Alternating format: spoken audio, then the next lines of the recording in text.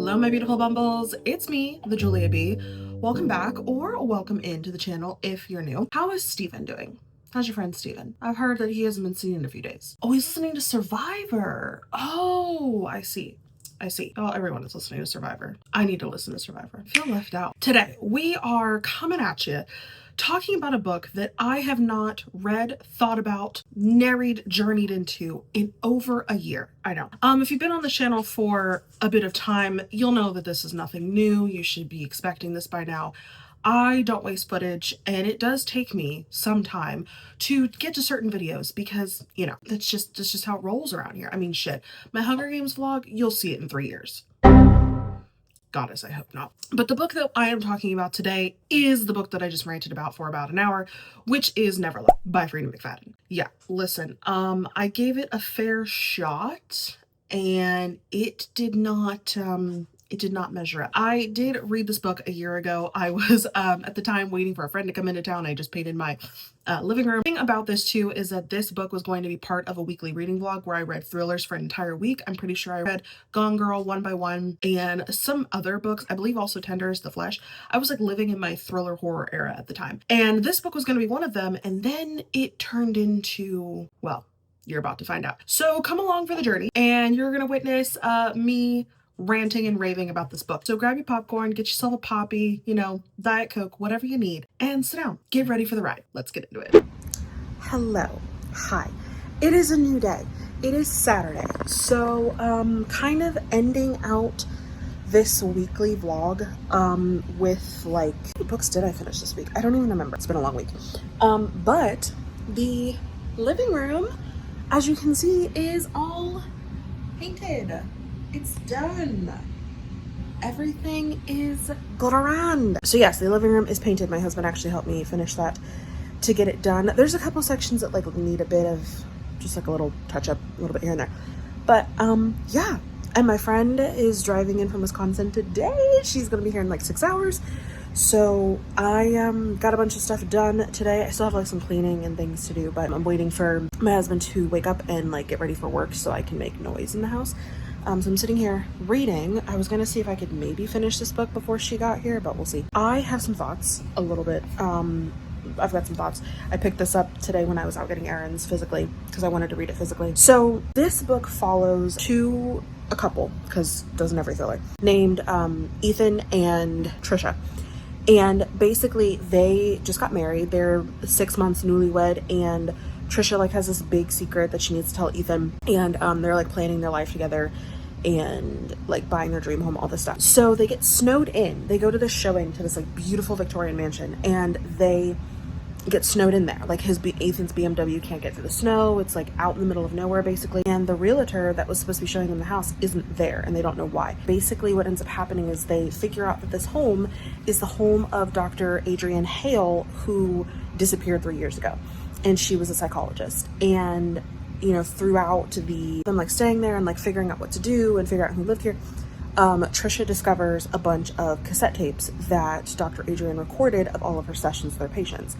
And basically Trisha's like, oh, what if I could solve the mystery of like what happened to her, because I thought the boyfriend did it or something. That's how the basis of this story. So like Freida McFadden, she honestly is like a really good author to basically gaslight you, which is like any thriller, but she's really good at like gaslighting. She has set this up to almost to the point where you're like, oh, well, I already know like who did it. Like I already know like what happened and who did it. I don't think so. There's so much going on. Like there's stuff moving around in the house, and there's like just this questionable room that was never found with all the cassette tapes, and just, I don't know, listening to some of the cassette tapes, you're like, huh, this seems pretty obvious, but I have a feeling it's not that obvious, because the last book I read, I was like convinced, and I was wrong. So I've got some pretty wild theories, but overall it's a good book. I kind of don't really care for I don't know what it is about Freida's characters. I don't really care for them.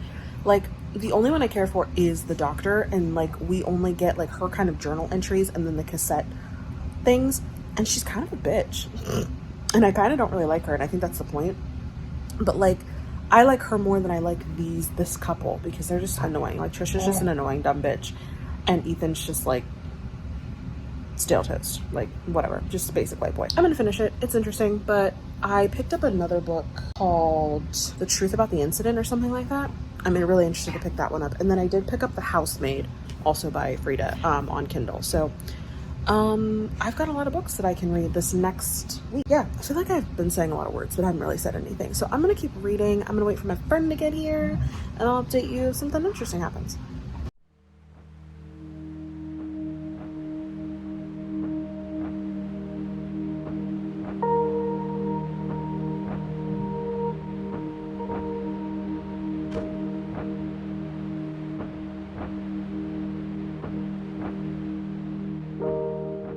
So I'm realizing after talking to my husband before he went to work about the book, because he told me that he only made it through the first chapter and then DNF'd, I'm realizing that I hate this book. Yikes. I thought I was enjoying it. I was tricking myself. I was fooling myself. Just like Freida McFadden is fooling me to think that I like this book. I fucking thought that I was liking this book. She's fucking tricking me into thinking that there's substance in here. They ain't. There's nothing in here. And I'm also realizing now that the last book that I read by her, I also didn't like. Maybe I liked it a little bit more. But this one, I don't give a fuck about Trisha. I don't give a fuck about Ethan. The only character I like in this book is the character I think you're supposed to hate. And I don't like her, but like, I don't like her in a way of like, you just hate, like you like to hate her. You know what I'm saying? I don't like this book. Yeah, that's all I came here to say. I don't like this book.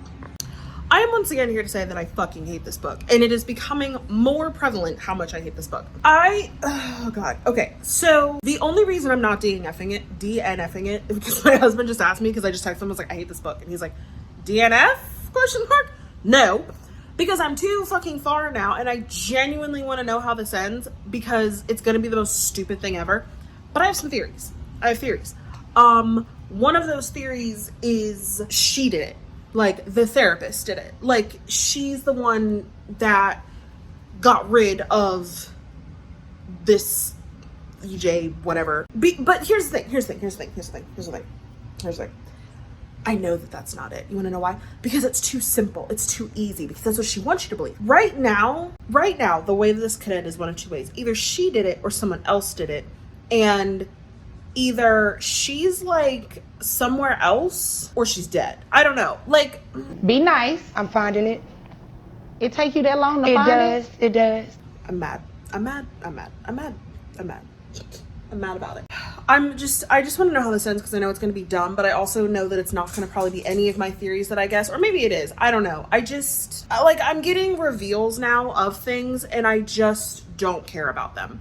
Like, I'm just kind of like, oh my god, this is so fucking stupid, because this entire thing started over like something stupid that she did, and she's just reaping the consequences of her actions. But because we as human beings can't accept the consequences of our actions, we gotta fucking fuck everybody else's lives up. This book is so dumb.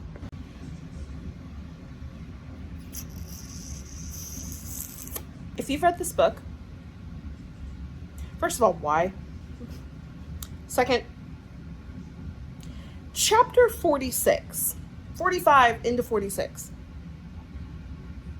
That's all I'm gonna say. This book was so fucking stupid. So I finished it. I finished Never Lie by Freida McFadden. And I cannot lie to you. This book was terrible. There's gonna be a spoiler section. Like always, I will say this, so just so I don't forget anything. This book just made no sense. It literally, all the loose ends were tied up in the most stupid way possible. Don't read this book. Don't read this book, because it's like, it's one of those things where a thriller is supposed to like leave you gasping. A thriller is supposed to leave you like, oh my god, I like could never have seen that coming.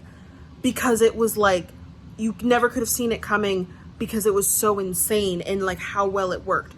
This book, you didn't see shit coming, because it was the most stupid shit ever. It was the most weak ass iced tea you have ever drank in your life. I don't even know what to rate it yet. That's my review. Don't read this book.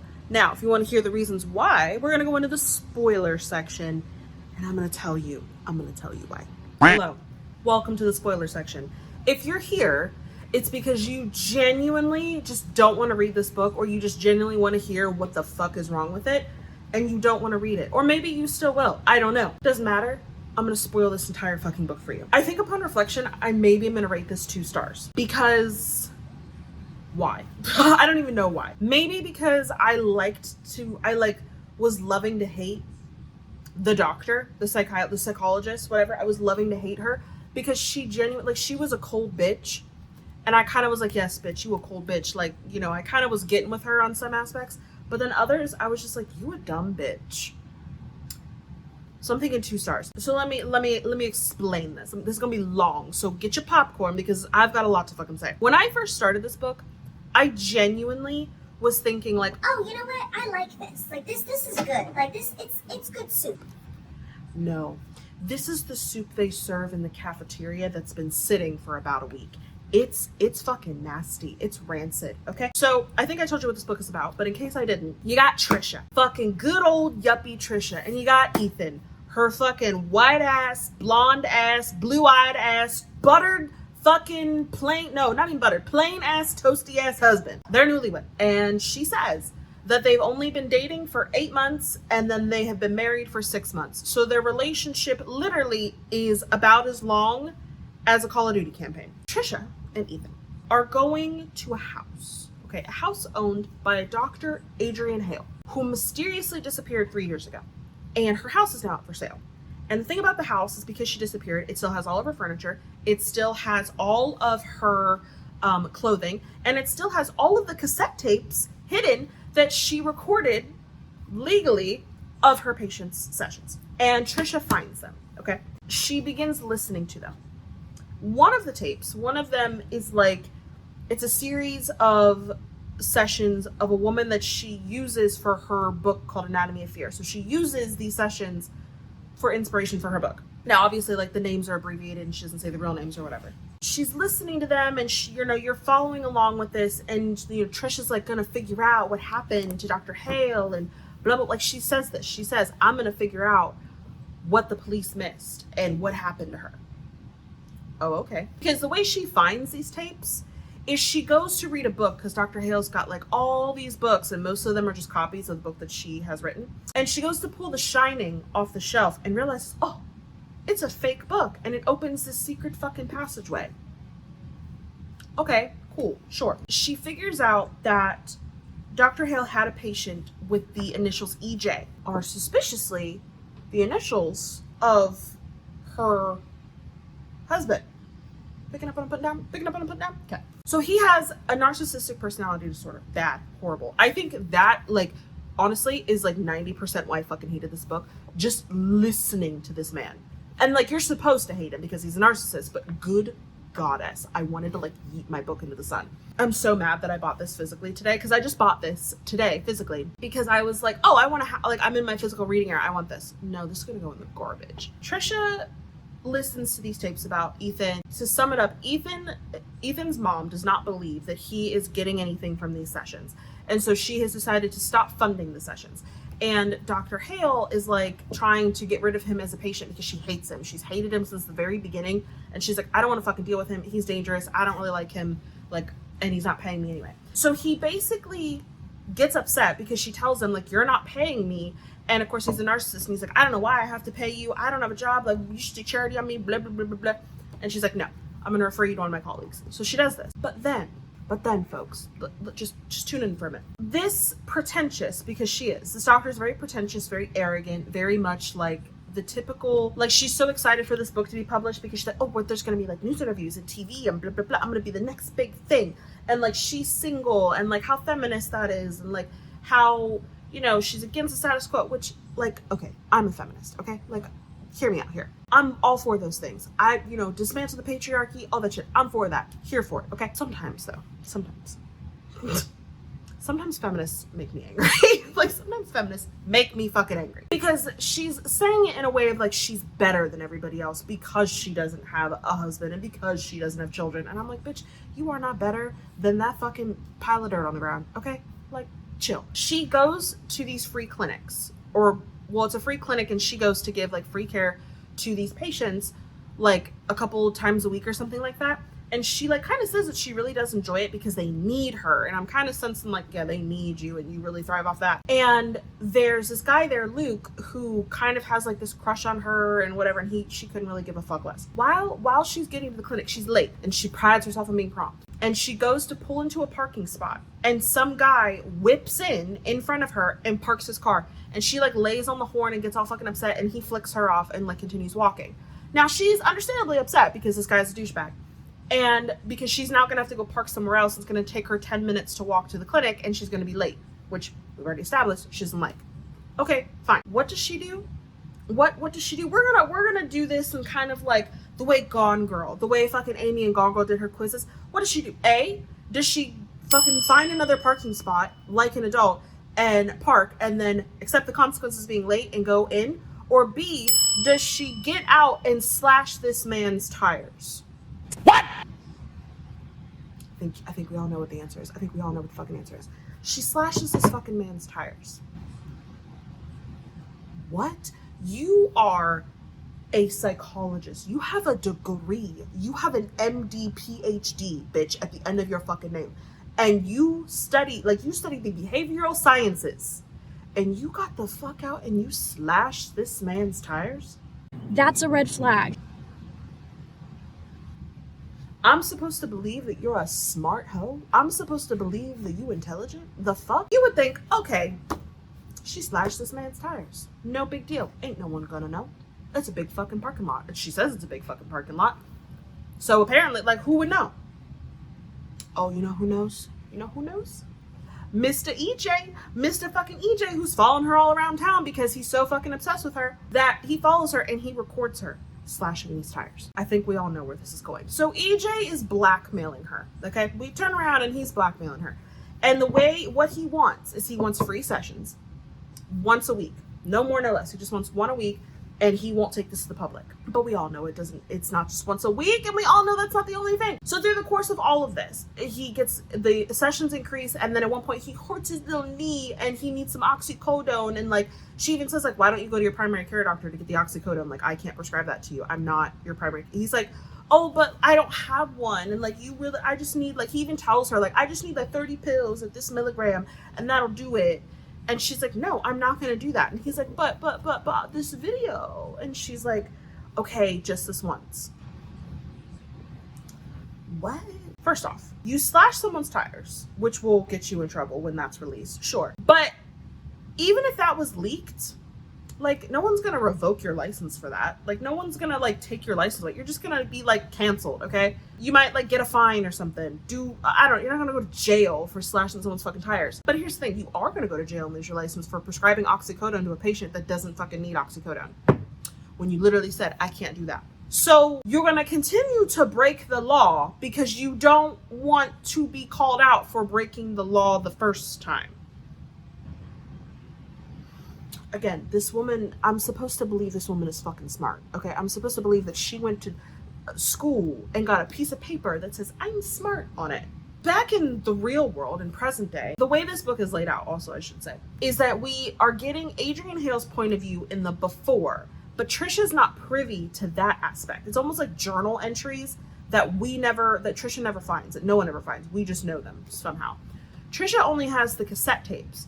So she's even saying like, oh, this EJ person, like, he sounds familiar and like he, is awful and she can't stand him and blah, blah, blah. And she's like wondering what happened with all this. The sessions with him start to get increasingly, like sarcastic and whatever, because she obviously doesn't want to deal with him. Weird shit starts going on in the house. There's a big photo of the doctor up on the wall, or a painting, I should say, that keeps moving up and down off the wall, like, because Ethan took it down and then somehow it was back up and then it was down again, and then there's lights turning on and off, there's crashes happening, there's just weird shit going on, okay? And like Ethan doesn't believe her and he starts to get like really condescending with her and he's like, Trisha, there's nothing in this fucking house, like, you're a dumb bitch. And also Trisha keeps saying like, oh, I've got this big secret this weekend, I got this big secret that I gotta tell Ethan and I don't know how he's gonna feel about that, because like, again, they've only been married for 6 fucking months. Their relationship is like literally equal to about a year or something long. She does not know this man at all. And she's pregnant with his fucking child. And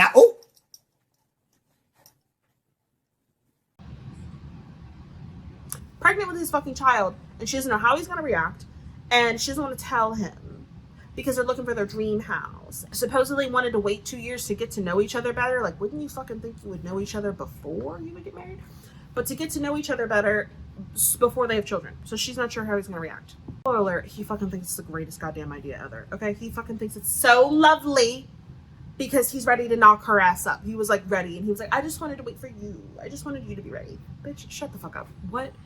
So she's pregnant. Yippee, hooray. So then he starts babying her for the last like half of the book, and is like, oh, it's your pregnancy hormones, honey. That's why you're like seeing things and hearing things, and oh, you shouldn't be doing this. He starts microwaving her fucking cold cuts. That's something that's never explained. So at one point they're standing in the kitchen and he starts microwaving cold cuts, and she's like, why are you doing that? Like, she freaks out, and he's like, you're not supposed to eat like raw or like cold meat when you're pregnant because of the bacteria. Like, I'm killing it for you. And she's like, oh my God, I didn't know that. Well, you're just so considerate. Swoon. The amount of times the word swoon is written in this book, literally, the amount of times the word swoon is written in italics. It's disgusting. So this dumb bitch didn't know you're not supposed to eat cold meat. And then she asked him like, oh, well, how did you know that? And he's like, I read about it like a long time ago. Like, it's no big deal.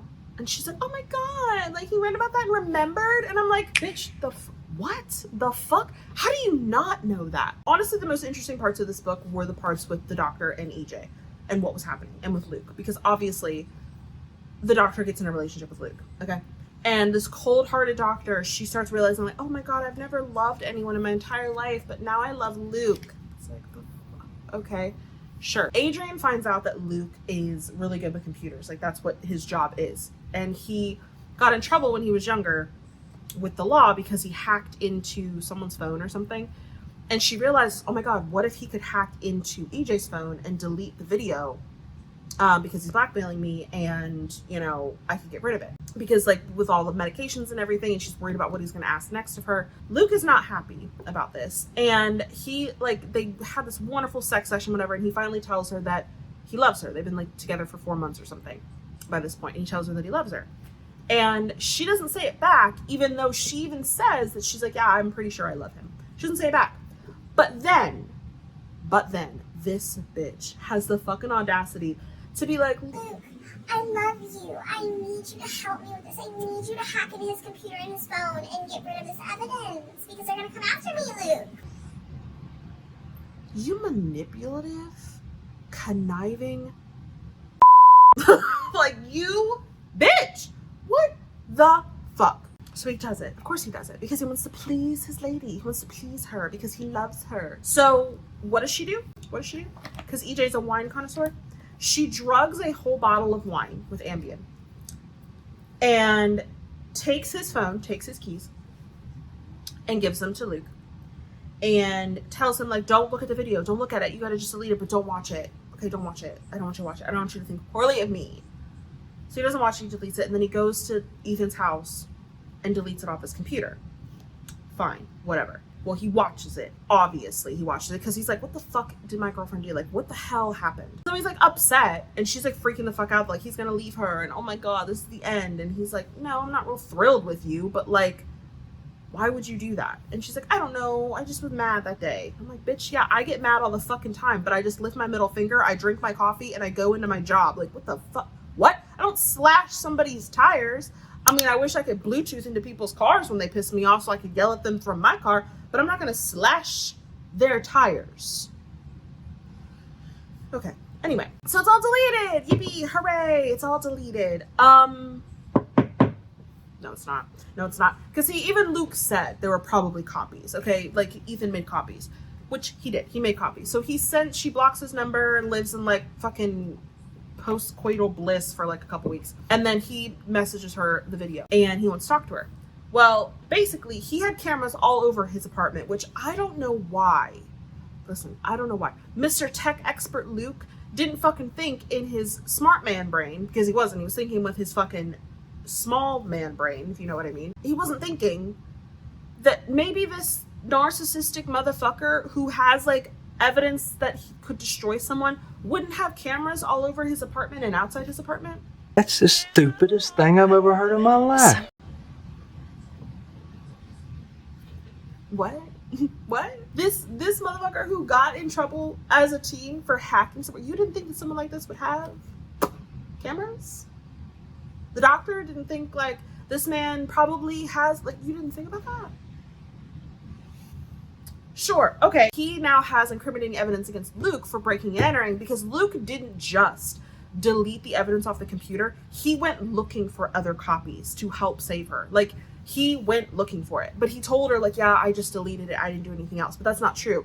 He went looking for it because he really wanted it to be over. So she sits little Lukey Poo down for dinner one night because, you know, she's finally realizing, like, I really want to spend the rest of my life with him. I want to live with him forever. And she tells him, hey, honey, sweetie, boo-boo, listen, there is another copy of that video. You know, the video that you told me there probably was copies of, you know, the video where I fucked up because I'm a dumb bitch. Yeah, so there are other copies. And so, like, maybe what if we killed him? EJ, what if we killed him? What do you think about that? What do you think about that? You think on that? What? The thing is, which I get because I wanted to kill this man for fucking 90% of the book. EJ comes to Adrian's house and he shows her this video of Luke, and he's like, she's like about to offer him money. She's gonna give him whatever the fuck he wants, but he tells her that, like, oh, I'm not really worried about money right now because, you know, my parents were just, they were in this unfortunate car accident recently, and I'm their only son, so I inherited everything. Yeah, okay, we all know how that accident happened. I don't have to spell that out for you. Okay, got it. She was willing to do, like, free sessions or whatever, or something. She was gonna offer him, like, whatever, and he's like, well, you know, it's not just about, you know, you anymore. It's about, you know, Lukey. And so he shares her the video. And basically she's like, what do you want? And he's like, I want you. Like, isn't it obvious? Because throughout the book and the sessions, he started to get more, like, very grotesque. Like, he started to get pretty horrific with his explanations of what he wanted to do, because he kept getting very sexual, and he kept having a lot of innuendo of he wanted to be sexual with Dr. Hale. He would, like, explain fantasies of how he wanted some woman to, like, come up to him at a casino, sit down next to him, not say her name, and be all mysterious, and then they go and, like, fuck like rabbits. I think I'm gonna throw up. Literally, this is a fantasy that I spent 2 minutes reading in this book, and it's 2 minutes of my life I'll never get back. Doesn't really matter, because this book was like 4 hours of my life that I'll never get back. What he tells her, because of this, is that he wants her to get naked and let him do whatever the fuck he wants to her. Bruh. For one night. I think it's one night. I don't even know. I don't really care. No, just, you know what, honey? Boo-boo, just take that fucking video right to the police, because I would rather die. I would rather die. Would rather die than have that ever happen in my entire life. But no. What does she do? She goes to Lukey Poo and is like, yeah, honey, what if we murdered this guy? What if we made him go bye-bye? What do you think about that? You think that's okay? It's a good idea? No, you fucking crazy bitch. No, it's not a fucking good idea. Luke gets the fuck up. He's pissed off and he just leaves the house. He's like, goodbye. I'm done. No, not doing it. Don't want it. Not about it. Sorry. Good job, Luke. Good job. You used your big boy brain instead of your little boy brain. Good job. I'm so proud of you. Flowers for Luke. But here's the thing. This entire time, okay, it's been like, I don't know, a couple days. Trisha and Ethan are snowed in at this, I almost said resort. Ha! It'd be better than this. They're snowed in at this house because his BMW that he drives can't get out of the snow. Ethan and Trisha, they're just the most uninteresting characters, and I could not care less. But they don't know each other, so she's been trying to get to know him, like, while they're sitting here and whatever, and he, like, gets really angry with her when she starts asking about his parents and about his past, and he blows the fuck up at her, and he's like, why the fuck do you have to know everything about everything and everything about everyone? Why do you have to be so damn curious all the time? Why do you have to be this way? And he just gets fucking mad, and he's like, I do not want to talk about my past ever again. Do not ask me. And she's like, okay, shit, I won't ask you anything ever again. So you're kind of like, this is sounding a little narcissistic, because there's so many times where he, like, she'll be like, did you hear that? I heard something. And he's like, baby, it's just, you're pregnant, honey. You're pregnant. Your brain's all fuzzy because you're growing a baby for us. The most disgusting, misogynistic shit I've ever heard in my life. So you're kind of thinking, Ethan, being a little narcissistic, sweetheart. You're being a little narcissistic. What's up with that? And then there's a crash in the house, okay? There is, well, before that, actually. Trisha is sitting in Dr. Hale's office listening to these tapes because she has to sit in the office to listen to them because she knows Ethan won't like if he hears me listening to these tapes. He'll get mad at me. Why? Why would he? That's an interesting thing to say. Why would Ethan get mad at you for listening to these tapes? And like the first time this is mentioned, I was kind of like, oh yeah, because like he just wouldn't want you to like do that because he wouldn't want you to touch stuff or like whatever, or evidence. I don't know. Just, it kind of was just, it was weird, but I also was like, okay, maybe, yeah, he just doesn't want you to be nosy. Like, okay, sure. But then the more it kept getting mentioned, like Ethan would be so mad at me if he knew I was listening to these tapes. He would be angry at me. Like, I need to hide. And like, she like keeps hiding these tapes and shoving them into the drawer. And you're just like, why? Like, what would ever give you that idea that Ethan would be angry that you're listening to these tapes? Keep that, pin that in the back of your little head. Just pin that. We'll get to that. She's sitting in the office and she like is oh my god, so disgusting, but it's something maybe I would do. She's looking at her wedding band because it's inscribed Trisha and Ethan forever. I'm like, oh god.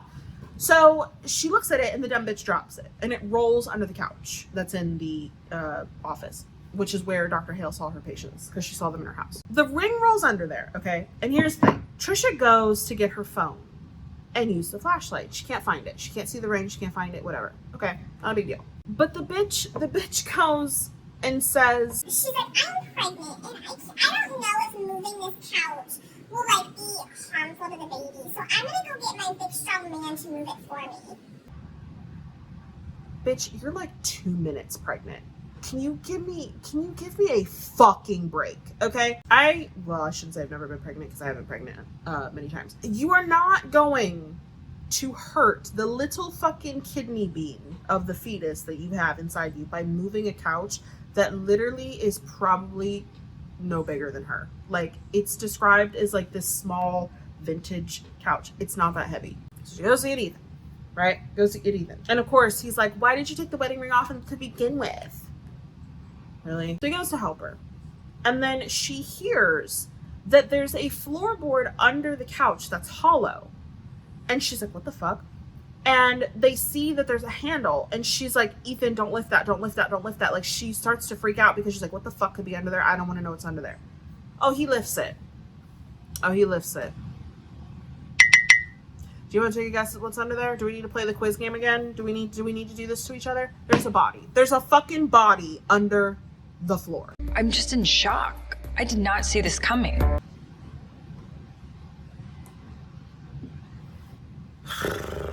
I guess at this point I should say, this is when I started. No, it was before now. I can't really tell you the point in which I stopped giving a fuck about this book.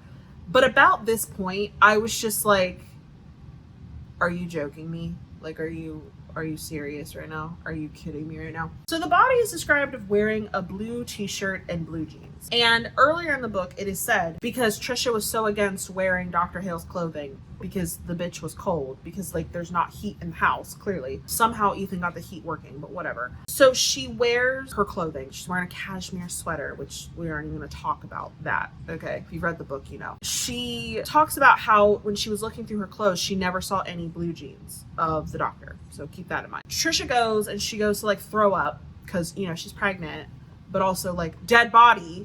Okay, so she gets like visibly upset. Ethan's trying to calm her down, but Ethan's like real strangely calm.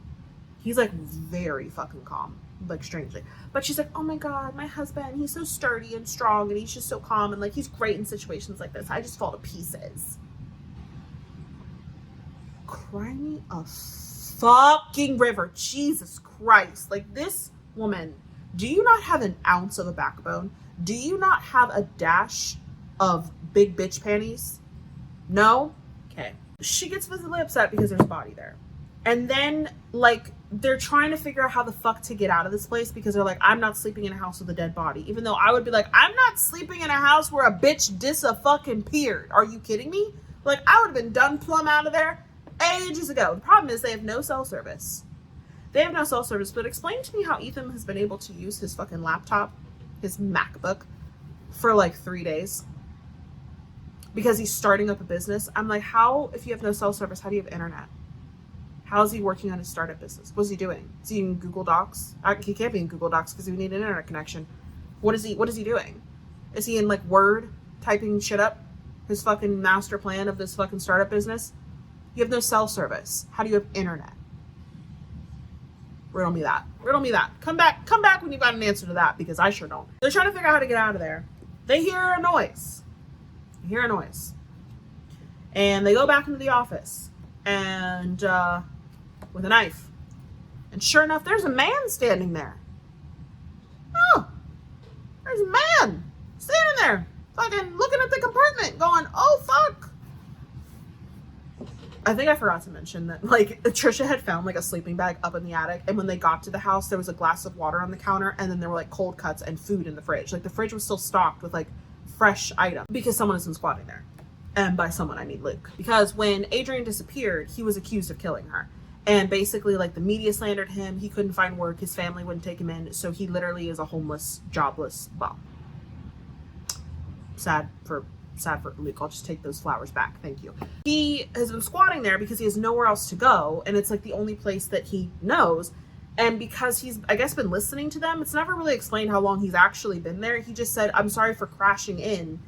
Almost like he just came in, but he heard Trisha screaming, and he like was curious, and he was like, oh my god, like what if they found Adrian's body or something? Then ensues the most awkward, weirdest fucking exchange I've ever seen. Ethan doesn't believe Luke. He believes Luke killed Adrian, even though like they don't know each other from Adam, and fucking Ethan this entire time has been saying like, I don't give a fuck about this doctor. I just want to buy this house. I want to live here. It's so lovely. And Trisha's like, I'm not fucking living here. Are you out of your goddamn mind? Basically, Trisha ties him up with duct tape. And tie him up, his ankles, his hands, throws him on the couch. Fine. Okay. They leave the room. Luke's like, please don't do this, blah, blah, blah. They leave the room. Okay. Ethan's like, we need to get the fuck out of here. Like today, yesterday, 5 fucking days ago. And he's like, don't go back in there. Don't talk to Luke. He can't hurt you because he's bound. And she's like, I know. Like, obviously. So he gets kind of like irritated with her and whatever, and he's just increasingly being a douchebag. He goes to leave, and he turns, and he somehow sees the open compartment where all the fucking cassettes are, the open fucking secret passage. He sees it, right? And he goes in, and Trisha's like, oh my god, like, he's gonna know that I fucking have been doing this and blah, blah, blah. And hopefully I hid all the tape. Well, he goes in and he asks her, he's like, you knew about this? And she's like, yeah. And he's like, how many tapes have you listened to? She's like, none. And he's like, try the fuck again. You're lying to me. He like increasingly gets angry about like how many tapes she listened to and which ones and whatever. And she's like telling him, and she's getting really like nervous. Like, I listened to maybe 5 or 6, even though the bitch has listened to like fucking 15 to 20 of these tapes. And he looks at her and he goes, do not listen to another single fucking tape. And she's like, okay. And he's like, I mean it. Do not touch these tapes. And he like grabs her really hard, and he's like, this is evidence, and we could be caught tampering with it, and it's illegal for us to listen to this, and blah, blah, blah, blah. Don't fucking go back in there. Then he leaves her. He leaves her in this house with this fucking bum in the next room to go find self-service at the main road and to go like call for help. But at that point, you're thinking like, why would he be so fucking angry about her listening to these tapes? Like, that's a weak ass water excuse of like, oh, we could get in trouble. Bitch, the police aren't going to care if you listen to them. They're not going to give a single shit. It's a little interesting. Mr. fucking Ethan. Mr. Ethan. So what happens next? I don't fucking even feel like telling you what happens next, but I'm going to anyway. Trisha goes back into the room with Luke, because of course she fucking does. She's a dumb bitch. Because she wants to put all the tapes back where she found them, so Ethan doesn't get more upset. And so like when the police do come, it doesn't look like she tampered with them, which they're gonna fucking dust those for fingerprints, and your fucking grubby ass hands are all over that shit, so try again, sweetheart. But she says she's putting them all back in the way that she found them, because it like, Dr. Hale had a system of like the first tape of the session, the very first session was in blue writing, and it was like their initials in blue ink, and then the rest of them were in black ink. And I think they had dates and whatever. And then the very last session of a patient, because she's just a trauma psychologist, basically she's there to help people overcome their trauma, overcome their triggers, and then they move on from her. So the last session is always in red ink. And EJs start, they go to black, and then they go to red from when the last session was supposed to be, but then they continue because he blackmailed her, okay? She puts them all back. And then it says, what does it even say? Where the fuck is the passage? So this is what happens. We're already knowing like, Dr. Hale wants to try to kill this EJ person, whatever, blah, blah, blah. Trisha says, One by one, I replaced the tapes on the shelves. I've got a whole handful of EJ tapes, and I've got to organize them back in the order I found them. I've got a few other random ones, and I make sure to put those back as well. When I'm done, I've only got one tape left in my pocket. I reach my hand into my pocket and feel the rectangular object inside. I squeeze on it so hard that the case cracks under my grip. I will leave this room exactly the way I found it. Every tape is in the same place it was when I first walked in here. Every tape except one. What? What? Why?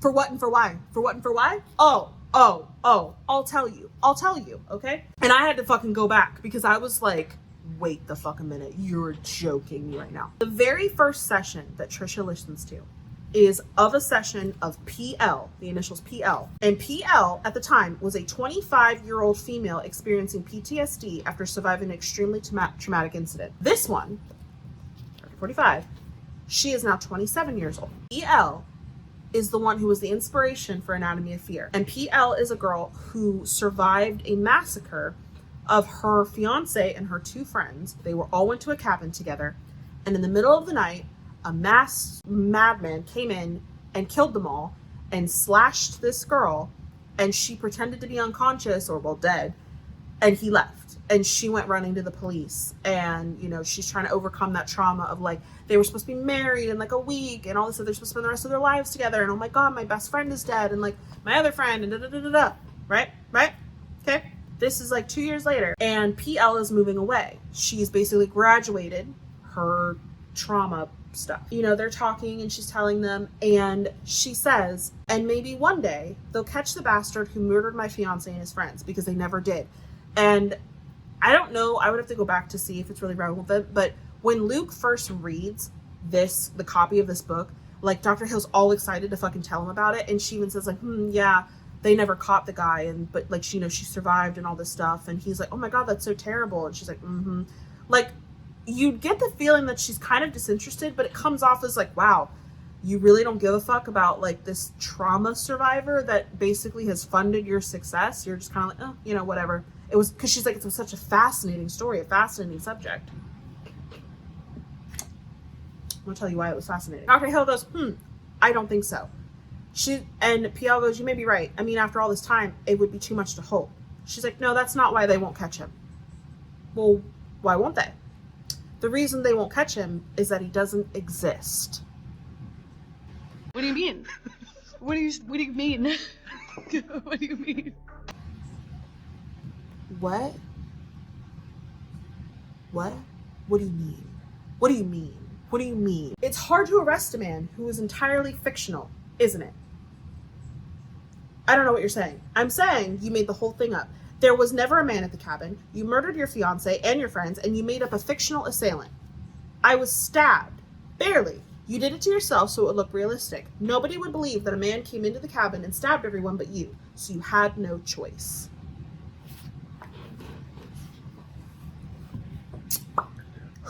PL says, why would I do something like that? I haven't entirely worked it out. I suspect Cody was cheating on you with Alexis, and you decided to teach them both a lesson. And Megan was an unfortunate casualty of the whole thing. That's my suspicion based on the fact that she died much quicker than the other two. Well, it was a good story, incredibly compelling. I'd say you can't make this stuff up, but you obviously can. So she's been making it up this whole time, and Dr. Hale knew apparently from, like, the first session. So PL gets upset and gets up to leave. And she's like, good, because I'm going to call the detective. I'm sure he'd be so happy to hear this since I've recorded all these sessions. And PL's like, the fuck do you mean? And she's like, oh, I thought you were leaving. And she's like, what do you want? Like, because obviously she's being blackmailed. And she says, there's somebody who's been causing me some trouble. I'd like to take care of it, but I can't do it myself. Well, what do you want me to do? Oh, I think you know, Patricia. What? I would like to say that this had me gooped and gagged. No, this had me so fucking irritated that I was like, you've got to be joking me right now. Because here's the thing. If I go back and read this book, I can guarantee that there are, like, no tells that Trisha is the fucking one who did this, okay? Because when you write a thriller, there should be things you can go back and be like, oh yeah, that makes sense. No, No. Well, I'll explain that here shortly. But here's the thing. Trisha did make it up because Cody was cheating with her best friend. But Trisha is not all there in the brain cell department, okay? Or in the fucking mental stability department. Cody was cheating. He was going to call off the engagement 2 weeks. 2 weeks? Couple months. Whatever. Doesn't matter. Before the wedding. To break it off to go be with this girl, okay? And Trisha didn't like that. Obviously. Who would? But she didn't want to have to explain why to anyone. She didn't want to explain that he cheated on her because that would be so humiliating. So she decided to kill them all. Because that's what a sane person does. So this incredibly intelligent doctor figured this out on the first session because she's all about finding tells. And Trisha's tell is she crosses her right leg over her left leg when she lies. Okay, sure, whatever. She blackmails Trisha to go and basically act out EJ's fantasy, which is the whole casino thing. You know, sidle up to him at the casino table. Don't tell him your name. Be mysterious. Go fuck like rabbits. Blah, blah, blah. She drugs him. Again. And basically what ensues is that Dr. Hale, like, she doesn't tell Trisha what she's going to do with him. And Trisha, this dumb bitch, because she's just still a dumb bitch, is under the impression that she's going to just, like, scare him. Okay? She's just going to give him a scare for being an ass or whatever and go on her way. But then he disappears. Because, obviously, she disappears. Or he disappeared. And because she puts him under the floorboard. The dead body that's under the floorboard, yeah, that's EJ. And at the end of it, she says, "Goodbye, Edward." So his name is Edward Jameson. So it's not Ethan. Okay. Ethan is not the EJ. All right. I'll give that one to you, Freida. I'll give that one to you. You had me thinking it was Ethan, even though I kind of also assumed it wasn't Ethan, but just because of her style of writing. But you had me. Cool. So she killed him, right? But here's the thing. Little Trisha, she's not happy with that, okay? Because she assumes that she killed him, right? Because he disappeared. But she doesn't know what the fuck she did with the body. And Trisha's terrified that someone from the casino eventually is going, or well, the cops or whatever, are going to eventually check the casino footage and see that he left with her, and then they're going to come asking her questions and she's going to go down for it. Especially because she already was a part of a murder and the detectives already suspected that she did it, but they didn't have any fucking proof. So for her to be involved in another disappearance of somebody, that's too fishy, right? Okay. Fine, I'll give you that. So then the book gets released, okay?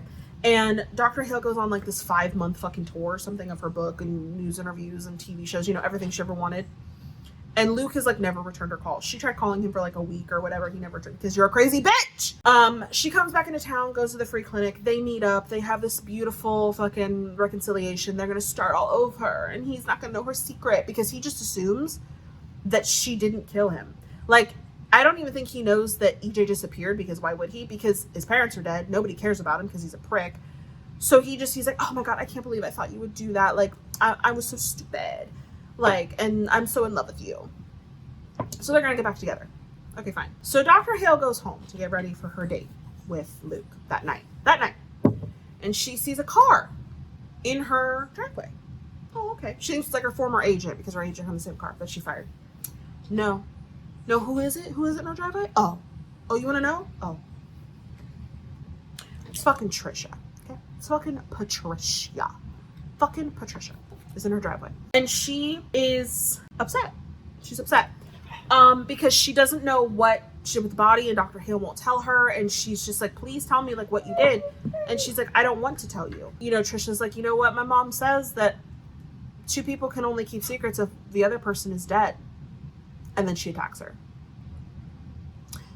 And I'm assuming you can guess what happens after that. Yeah. Because that's this entire book.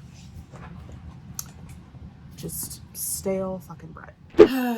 All right, here we are again. I gave this book its fair shot, right? I gave it its fair shot to blow my socks off. I gave this book a chance to blow me away, like all the other thrillers I had read that week. And yeah, she clearly did not measure up. I'm going to tell you right now, spoiler alert, that I immediately immediately unhauled this book onto my friend who came that day. My friend who drove like 8 hours to come see me, she walked in the door and I was like, hey, I just finished this book. Here you go. You can have it. And she was like, oh, thank you. I'm so like, that's so lovely. What a lovely gift. I'm still waiting for the phone call of the day that she reads it and cusses me the fuck out. So near the end of the rant, I was, I don't even remember what was happening. I think she had called me and that's why the video cut off so abruptly. I don't even remember the ending. I can't even like tell you, or do I? Obviously, Patricia kills the doctor because she was really nervous about what happened to Edward James's body, and so she ends up killing her and I think burying her somewhere, or she put her under the floorboards as well. I can't remember. Anyway, and then they also kill Luke. Her and her little hubby Ethan, they kill Luke. I think it's also revealed that like Ethan also saw this doctor as well, and that's why he was so freaked out about Patricia listening to the tapes, because he just didn't want her to either know that about him or just didn't want her to think differently of him. But he like pushed his mom down the stairs and killed her or something. It was so fucking anticlimactic. And then like the true ending is they end up buying the house and they decide to live there and raise their fucking child that they're having together. But the crazy thing is, y'all, the crazy thing is about this whole thing is that at the very end of the book, they're talking about how they've buried all 3 bodies because they killed Luke, obviously. They bury all 3 bodies and, you know, Ethan is like building like planting roses over top of them because the roses grow from like, you know, tragedy or whatever. Patricia says that like Ethan is really not okay with what they did and he's really nervous about having killed like these 3 people, or at least Patricia doing it. And Patricia says, she's like, well, like my mama always says, only one person alive like can keep the secret. And she's like, if it needs to be, like he can be another rosebush. I'm like, are you fucking kidding me right now? Like this is where you know that Patricia is just not, you know, the elevator doesn't go all the way up. You know what I'm saying? That's how the book ends. The book ends on this like happily ever after note, but like, what? Will it though? It's so frustrating. Yeah. I hated this book. I hated this book. I gave it 2 stars initially because I did kind of like the doctor parts of it, even though she pissed me off for like 90% of the book. But upon reflection, it's a 1 star. It's 1000% a 1-star book. And I wish I had never read it. I wish I had never picked it up. The thing about Freida McFadden books in general is that she is good for like a good time. You know, the books are a good time.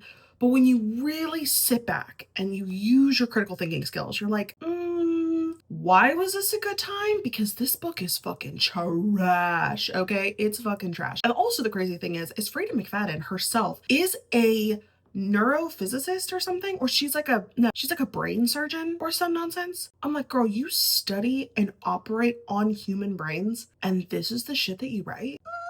Just goes to show that you fucking don't need a PhD to write a book. In fact, it just goes to show that maybe you shouldn't have a PhD to write a book. You know what I'm saying? Me explaining it to my husband to realize how much I hated this book and to realize that I never should have read it. And I should have like listened to him because he was like, I read the first chapter and DNF'd. And I was like, oh, I see. He was like, yeah, I couldn't handle it with the first chapter. I was like, no.